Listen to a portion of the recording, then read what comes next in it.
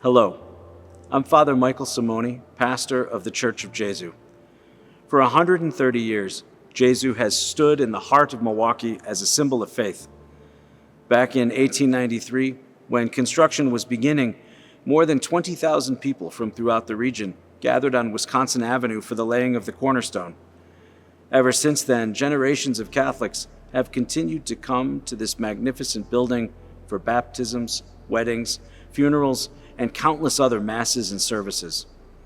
It has also been a special place of worship for Marquette University students who make Gesu their spiritual home throughout their college years and beyond. The importance of this beautiful building is something that the people of Gesu recognize each time they come to worship. Yeah, this building has meant a lot to the city of Milwaukee, this church, and the Marquette University as well.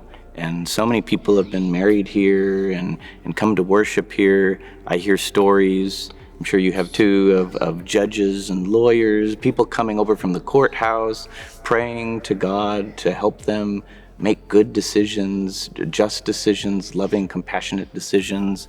So I think just being at the heart of the city of Milwaukee and being such a beacon to all of the community members here, that's that history or that's been passed on to us. The specialness of this space, there aren't other places like this. This is unique. And it's a chance for me to connect with God and the community at the same time, be challenged by a homily, great music. I've mentioned the architecture. There's also a sense of calm, both in the upper church and the lower church. But today, Gesu Church needs some work. Many pews are cracking. The floor tiles are wearing out, creating a hazard. The sound system and lighting are out of date and failing. And the walls and the ceiling need a good coat of paint. That is why we are undertaking an extensive renovation project at Gesu. The work is being financed through a capital campaign that has been embraced by our parishioners who see the need. It's like an aging parent in many ways. It needs tender, loving care. And there are many things that you look around and you say, we must preserve this heritage. Last time this place was renovated, I think, was in 60s or so. And so thinking about that, like, now is our time to make a mark. Thinking about the history of all the feet that came through this door and all the souls that came in, went out, and now it's our time to be a part of that history is really exciting for me. I think it's a tremendous idea to support just by, all you have to do is walk into this building and this house of God and look at the beauty that this church offers. The pews, what did you want to say about the pews? During my first communion, I scraped my pinky on one of the pews, and then a couple weeks later, I tripped on one of the tiles that was peeling up.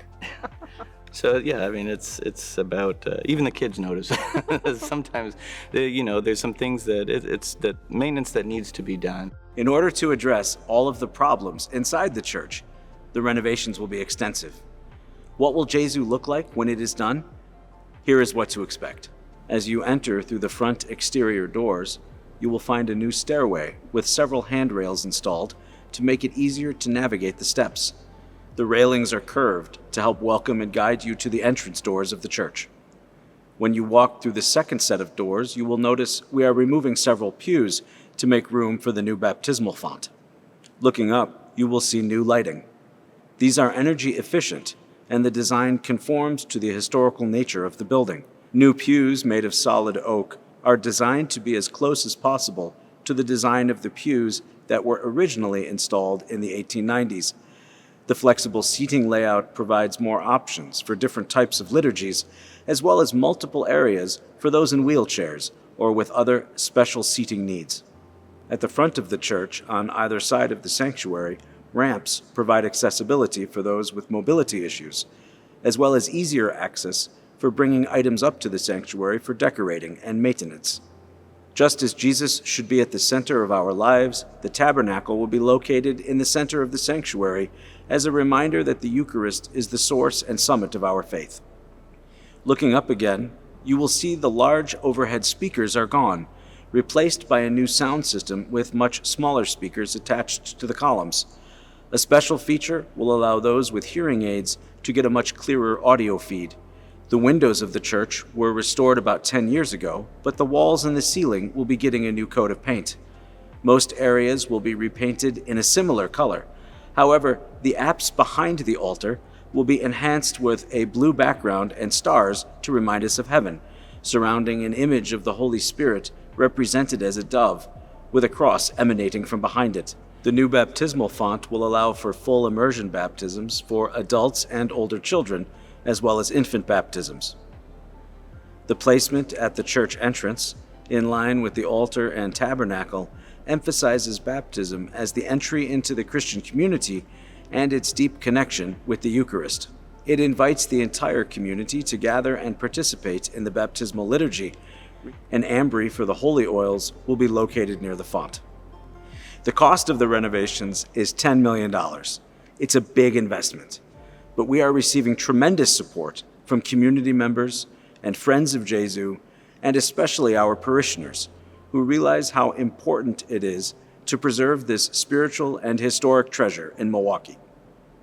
Not only is there beautiful worship here, beautiful music, wonderful homilies, just a great experience of diversity in age and race and background, but it's also a landmark. It's a piece of Milwaukee that isn't going to go anywhere, and it's something that I feel like we have a duty to take care of, and now is the time to do it.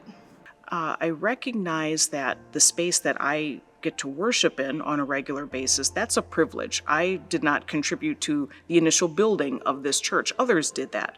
Other individuals contributed their time, their treasure, their talents to create this amazing space that we're in. And I and others are enjoying the benefits of that. And I also recognize that we have to be able to sustain it long after many of us are not here. Continue to pray about it. You know, it's obviously not an easy decision when you're deciding how to work through your own finances and your own funds. But I think that the more you're able to pray about it and offer Gesu your prayers, I think that can provide some clarity of mind. If you are one of the many who have already made a gift to our campaign, thank you. If you haven't yet, we ask you to consider doing so. Every gift, no matter how large or small, will make a difference. But most of all, we ask you for your prayers so that we are successful in preserving Gesu as a warm, welcoming place for all to come and pray to God together. Thank you.